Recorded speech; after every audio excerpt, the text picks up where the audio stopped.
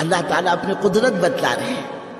ہم نے موسیٰ کی پرورش کا نظام کیسے چلایا کہ ایک طرف تو ابھی موسیٰ ماں کے پیٹ میں پیدا بھی نہیں ہوئے علیہ الصلوۃ والسلام، ادھر وقت کے بادشاہ کو فرعون کو بات پہنچائی گئی کہ آپ کی حکومت میں ایک قبیلہ بنی اسرائیل کے نام سے جو آباد ہے، اس میں ایک بچہ پیدا ہوگا اور وہ بچہ آپ کا تخت، آپ کا تاج، آپ کی حکومت، آپ کی سلطنت سب کو تباہ اور برباد کر کے چھوڑے گا. جب بادشاہ کے سامنے یہ مسئلہ آیا، اس نے اپنے وزراء کو جمع کیا، مشیروں کو جمع کیا اور کہا کہ اس مسئلے سے کیسے نمٹا جائے. مختلف رائے آئی.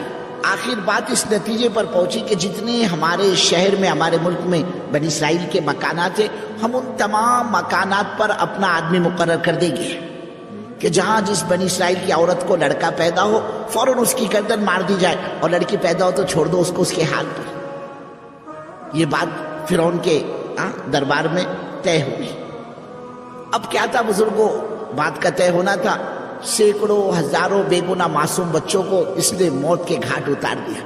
اور وہ اللہ بزرگوں، ہر خیر میں سے شر اور ہر شر میں سے خیر نکالنے والی ذات اللہ کی ہے. ادھر سیدنا موسیٰ علیہ نبی علیہ الصلوۃ والسلام ماں کے پیٹ میں، اور ماں بیچاری پریشان گھبرائی کہ اللہ ہوگا کیا، بنے گا کیا. یہاں تو شہر میں جس کے لڑکا پیدا ہوتا ہے گود سے بچہ اس کی چھین لیا جاتا ہے، پھر وہ واپس نہیں آتا، اس کی تو گردن مار دی جاتی ہے. اے اللہ اگر میرے لڑکا پیدا ہو تو میرا کیا ہوگا، میرا کیا بنے گا. اور یاد رکھنا بزرگوں، ہوتا وہی ہے جو اللہ چاہتا ہے، بندے کی چاہت کو کوئی دخل نہیں ہے. ہوتا وہی ہے جو اللہ چاہتے ہیں. اور اللہ فرما رہے ہمارے بندو، جب ہم کسی چیز کے کرنے کا ارادہ کرتے، ہمارا تو بس ارادہ کر لینا ہی کافی ہے. ہم کہتے ہو جا، بس وہ چیز وجود میں آ جاتی. انما امرہ اذا اراد شیئا ان یقول له کن فیکون. ہوا وہی جس کا ماں کو خطرہ تھا. ادھر لڑکا پیدا ہوا، ماں پریشان، ماں گھبرائی بھی. اے اللہ اب ہوگا کیا، اے میرے مالک اب بنے گا کیا. ماں پریشان ہے. اللہ رب العزت اپنی قدرت بتا رہے. اللہ فرما رہے ہم نے سیدنا موسیٰ علیہ نبی علیہ الصلوۃ والسلام کے والدہ محترمہ کے دل میں یہ بات ڈالی. فاوحینا الی ام موسیٰ ان ارضعی. ارے آپ تو ماں ہو، ماں آپ ماں کا رول ادا کیجئے. ماں کا کام کیا ہوتا ہے، ماں کی ذمہ داری کیا ہوتی ہے، بچے کو دودھ پلانا. آپ اپنے کو دودھ پلاتے رہیے. فَإِذَا خِفْتِ عَلَيْهِ فَأَلْقِيهِ فِي الْيَمِّ وَلَا تَخَافِي وَلَا تَحْزَنِي إِنَّا رَادُّوهُ إِلَيْكِ وَجَاعِلُوهُ مِنَ الْمُرْسَلِينَ. کہ جب آپ کو ڈر لگے، گھبراہٹ ہو، یہ محسوس ہونے لگے کہ کوئی فرعونی میرے گھر میں گھس کر میرا بچہ گود سے نہ چھین لے، اس کی گردن نہ مارے، ارے وہ کیا مارے، وہ کیا کاٹے، آپ کو گھبرانے کی اور فکر کرنے کی ضرورت نہیں. آپ صندوق تیار کر لینا اور بچے کو اس صندوق میں رکھ کر دریا کے بہاؤ میں پانی کے موجوں کے حوالے کر دینا اس صندوق کو. سبحان تیری قدرت. بزرگوں، ایک طرف بچے کو موت کے منہ سے بچائے جانے کی اسکیم اور پلان بن رہے ہیں، اور دوسری طرف وہی خالق اور مالک کا یہ حکم ہے کہ اس بچے کو دریا کے بہاؤ میں بہا دینا. اے اللہ ہوگا کیا، اس بچے کا بنے گا کیا. اللہ فرما رہے اے ہماری بندی تمہیں فکر کرنے کی ضرورت نہیں، اس بچے کی حفاظت کی ذمہ داری ہماری. ہم اس بچے کی حفاظت بھی کریں گے اور تمہیں واپس بھی لوٹائیں گے، اور واپس ہی نہیں کریں گے بلکہ تاج نبوت کے ساتھ لوٹائیں گے. وہ پوری اللہ کی قدرت کاملہ کام کر رہی ہے. ادھر جیسے ہی ماں نے فکر محسوس کی، دیکھا کہ فرعونی ایک بڑی تعداد میں میرے محلے میں اکٹھے ہو گئے، جمع ہو گئے. انہوں کے گھروں کو تلاشی تو شروع نہیں کر دی کہ ایسا نہ ہو کہ تلاشی میں میرا بچہ ان کے ہاتھ لگ جائے اور پھر اس کی گردن مار دی جائے. تو ماں نے فوراً صندوق تیار کیا اور رات کے اندھیرے میں اس صندوق میں بچے کو رکھ کر دریا کے بہاؤ میں اس صندوق کو بہا دیا. اور حضرت موسیٰ علیہ السلام کی جو بہن تھی ہمشیرہ، اپنی بیٹی، اس سے کہا بیٹی ذرا کنارے کنارے چلے جا اور نگاہ رکھنا یہ صندوق بہتا کس جانب کو، مشرق کی جانب، مغرب کی جانب، شمال کی جانب. اب اس صندوق نے بہنا شروع کیا. اور بزرگوں اللہ کی قدرت دیکھیے، وہ صندوق بہتے ہوئے ایسی جگہ پر پہنچا جہاں سے بچے کے قتل کا قانون پاس ہوا تھا. دریا کے کنارے بادشاہ کا محل بنا ہوا، اور یہ صندوق اس کے محل کی دیوار سے ٹکرا رہا ہے.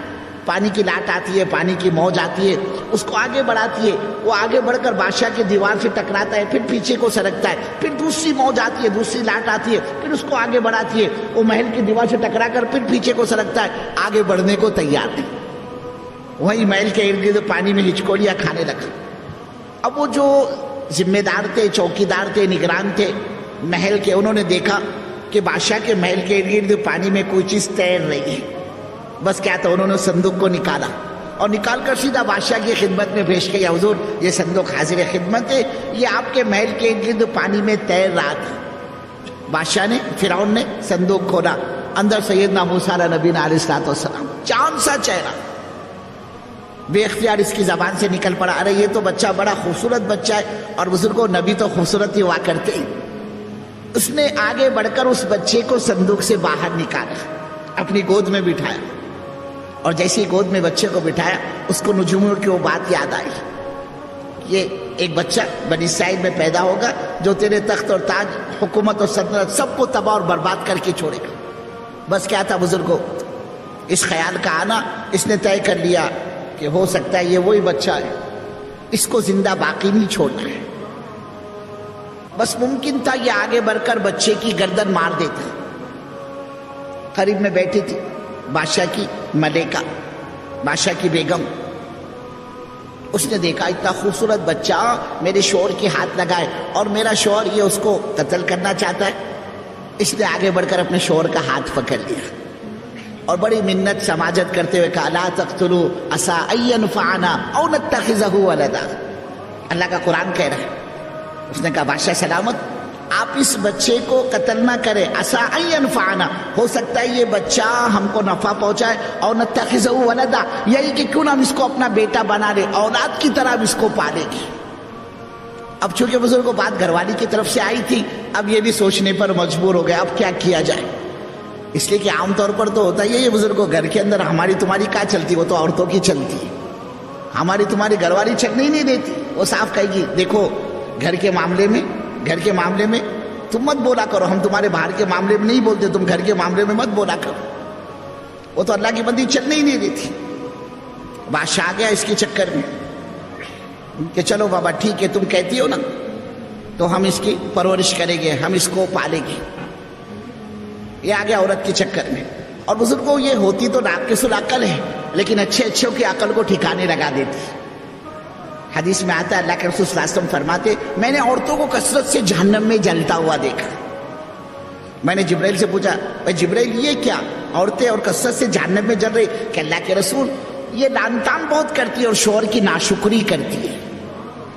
لعن طعن بہت کرے گی، لعنت بھیجنا، برا بھلا کہنا، لڑائی جھگڑا کرنا، اور ناشکری، اس کو کتنا ہی لا کر دو آپ کم پڑتا ہے. کیا کہے گی؟ ایک بات آپ اس کے مزاج کے خلاف کر کے دیکھو، آپ کے سارے زندگی بھر کے احسان کو ختم کر دے گی. کیا بولے گی؟ آج تک آپ نے میری کوئی بات سنی ہے؟ آج تک کوئی چیز میرے کو لا کر دی؟ کیا کہتی؟ کہ ہمارے پاکستانی بھائی سمجھ رہے اس کے ہنس رہے کہ آج تک آپ نے میرے کو کوئی چیز لا کر دی. اور آگے کہے گی، حضور فرمانے نا ناشکری بہت کرتی. کہے گی کیا ملا میرے کو اس گھر میں آنے کے بعد؟ نہ ڈھنگ کا لیتھڑا ملا، نہ ڈھنگ کا چھتڑا ملا. کیا مطلب؟ نہ ڈھنگ کا کپڑے ملے، نہ ڈھنگ کا کھانا ملا. حالانکہ کھا کھا کر کیا بن گئی بزرگوں؟ تو حضور فرما رہے میں نے اس کو کثرت سے جہنم میں جلتا ہوا دیکھا. ہمارے علاقے کے ایک بزرگ تھے حضرت مولانا یونس صاحب رحمۃ اللہ علیہ. حضرت ایک لطیفہ سنایا کرتے تھے. مچھیرے کو شکار کے اندر ایک خوبصورت مچھلی ہاتھ لگی اور وہ مچھلی واقعی بڑی خوبصورت تھی.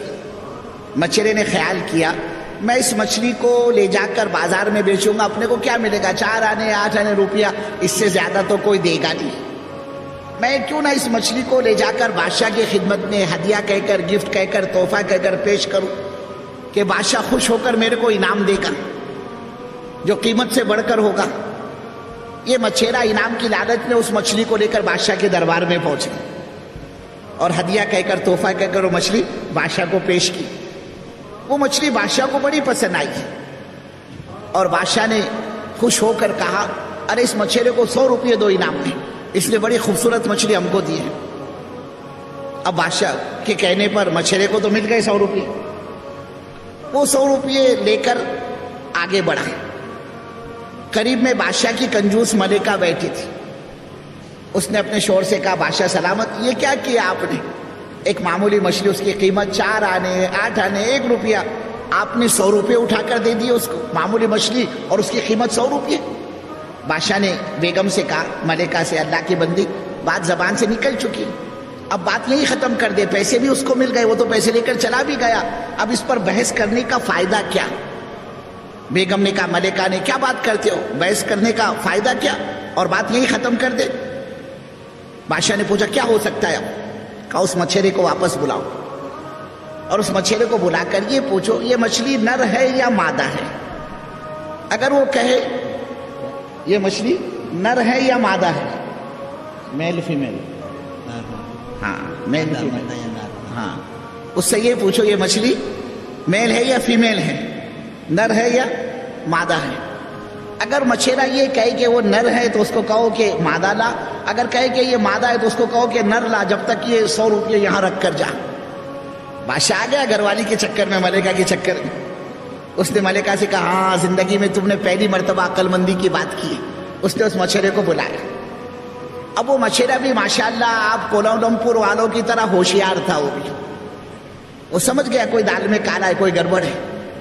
وہ محل میں پہنچا، کہا حضور فرمائیے کیا بات ہے؟ بادشاہ نے اس سے کہا یہ جو مچھلی تم نے ہم کو دی یہ مچھلی نر ہے یا مادہ ہے، میل ہے یا فیمیل ہے؟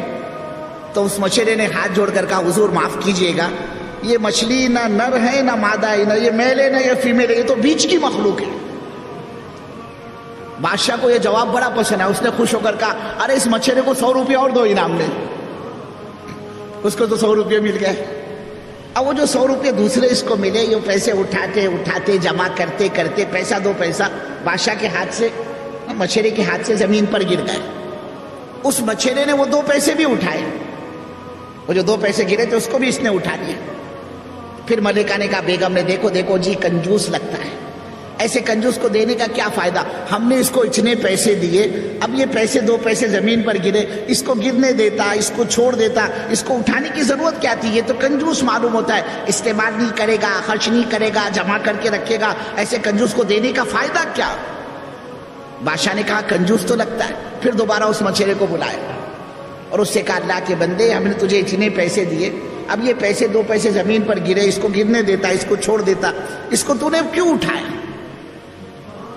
مچھرے نے کہا حضور اصل میں بات پیسے 2 پیسے کی نہیں ہے، بلکہ جو پیسہ زمین پر گرا اس پیسے پر آپ کا نام لکھا ہوا ہے، آپ کی تصویر بنی ہوئی ہے، حضور کسی کا پیر پڑ جاتا اس کے نام کی بیعت بھی ہوتی، اس لیے میں نے اس کو اٹھایا ہے۔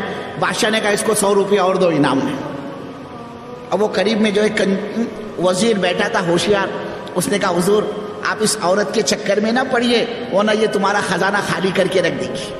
لیکن اللہ کیا فرما رہا ہے، اور جس نے کہا نا لا تقتلوا عسى ان ينفعنا او نتخذه ولدا، کہ بادشاہ سلامت آپ اسے قتل نہ کرے، ہو سکتا ہے یہ بچہ ہم کو نفع پہنچائے، یا یہ کہ ہم اس کو اپنا بیٹا بنا رہے، ہم اولاد کی طرح اس کو پالیں گے۔ اللہ فرما رہے اے ہمارے بندو، ارے وہ تو ہماری نیک اور مطیع اور فرما بردار بندی تھی۔ بات طے ہو گئی کہ موسیٰ کی پرورش ہوگی، اور وہ اللہ اللہ ہے بزرگوں جو ہر خیر میں سے شر اور ہر شر میں سے خیر کو نکالنے والا۔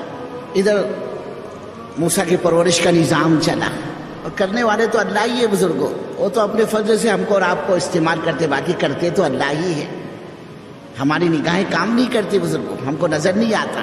ادھر بات طے ہوئی، بچے کی پرورش کا مسئلہ آیا، اس بچے کو اب دودھ کون پلائے؟ بیت چلی شہر کے اندر، مصر کے اندر اس زمانے میں عورتیں اجرت پر دودھ پلایا کرتی تھی، دیہات کی عورتیں شہروں میں آتی، شہروں سے بچے لے کر جاتی تھی، ان کو دودھ پلاتی تھی، اس سے بچے کی صحت اچھی ہوا کرتی تھی۔ حضرت رسول پاک صلی اللہ علیہ وسلم کے زمانے میں بھی یہ دستور رہا ہے، اللہ کے رسول صلی اللہ علیہ وسلم نے بھی مائی حلیمہ کا دودھ پیا ہے، اس زمانے کے دستور تھا۔ اب جب بات چلی مصر میں بادشاہ کے یہاں لڑکا آیا ہے، اس کو دودھ پلانا ہے، اب دیکھتے ہی دیکھتے انعام اور اجرت کی لالچ پر بادشاہ کا محل دودھ پلانے والیوں سے بھر گیا، اور ہر ایک کی تمنا یہ کہ اس بچے کو دودھ پلانے کا موقع ہم کو مل جائے، اجرت بھی ملے گی اور انعام بھی ملے گا۔ محل تو سارا بھرا ہوا ہے دودھ پلانے والیوں سے، اور جب سیدنا موسیٰ علیہ نبی علیہ السلام کو ایک ایک دودھ پلانے والی مایاؤں کی گود میں ڈالا جا رہا ہے، لیکن حضرت موسیٰ کا حال یہ کسی مائی کے دودھ کو چھونے کو تیار نہیں۔ اور حضرت موسیٰ دودھ کیسے پیتے؟ اللہ فرما رہا ہے وَحَرَّمْنَا عَلَيْهِ الْمَرَاضِعَ وَحَرَّمْنَا عَلَيْهِ الْمَرَاضِعَ، خبردار ہے موسیٰ جو کسی مائی کے دودھ کو چھوا۔ ارے بزرگوں موسیٰ علیہ السلام کی کیا مجال کہ وہ کسی مائی کا دودھ پیتے، کہا خبردار جو کسی مائی کے دودھ کو چھوا۔ बीसियों मायों की गोद में उठा उठा कर हजरत मूसा को डाला जा रहा है, और हजरत मूसा किसी के दूध को पीना तो बहुत दूर की बात, छूने को तैयार। इधर बादशाह परेशान, बेगम परेशान, दूध पिलाने वालियां परेशान। ये तो अजीब बच्चा है, किसी माई के दूध को छूने को तैयार है, ये तो अजीब बच्चा है। उसी मजलिस में सैयदना मूसा नबी अलैहिस्सलाम की हमशीरा मौजूद थी, वो ये सारा माजरा देख चुकी थी। उसने आगे बढ़कर कहा, बादशाह सलामत, मैं एक बहुत ही नेक औरत को जानती हूँ, चाहे बच्चा कैसा ही जिद करने वाला क्यों ना हो, लेकिन वो उस बीवी का, उस औरत का दूध जरूर पीता है। अगर आप मेरे को इजाजत दे तो मैं उसको हाजिर करूं। वहां से इजाजत मिली। अभी अल्लाह की बंदी घबराई घबराई, डरी डरी, सहमी सहमी अपनी माँ के पास पहुंची और अपने भाई का सारा वाकया अपनी माँ को सुनाया और कहा, अम्मा जान आप जल्दी चलिए, ऐसा ना हो कि हमारा भाई मूसा भूख की वजह से अपनी जान दे दे। अब माँ बेचारी घबराई हुई, परेशान हालत में, पसीने में डूबी हुई महल के अंदर पहुंची, और जैसे ही बच्चे को उठाकर माँ की गोद में डाला गया, बच्चे ने लपक कर माँ का दूध पीना शुरू कर दिया। अल्लाह अपनी रज़ाकियत को, अल्लाह अपने कादिर मुतलक होने को, अल्लाह अपने पालनहार होने को, अल्लाह अपने खालिक और मालिक होने को समझा रहा है कि देखो, जिस वक्त माँ ने बच्चे को संदूक में रखा, हमने माँ के हाथों माँ को संदूक में दूध की बोतल रखने नहीं दी, और हमने इस बच्चे को वहां पहुंचाया जहां से बच्चे के कत्ल की बात चालू हुई थी, जहां से बच्चे के कत्ल का कानून पास हुआ, हमने इस बच्चे को वहीं पर भेजा। और जब बच्चा महल के अंदर पहुंचा, हमने वहां भी किसी माई के दूध को पीने नहीं दिया। ए हमारे बंदो, ए हमारे बंदो, हम तुम्हें समझाना चाहते कि जब हम किसी की परवरिश का निजाम चलाना चाहते और जब हम किसी को पालना चाहते, ए हमारे बंदो, वो दूध की बुनियाद पर नहीं पलता, अरे वो दूध की बुनियाद पर नहीं जीता, वो तो हमारे जिलाने से जीता है। वो क्या मारे, वो क्या काटे, जिसने जिस बच्चे के खातिर ना जाने बेगुनाह मासूम सैकड़ों हजारों बच्चों को मौत के घाट उतारा। अल्लाह अपनी कुदरत को बतला रहे, ऐ हमारे बंदो, जब हम परवरिश का निजाम चलाना चाहते, फिर दुश्मन के हाथों नबी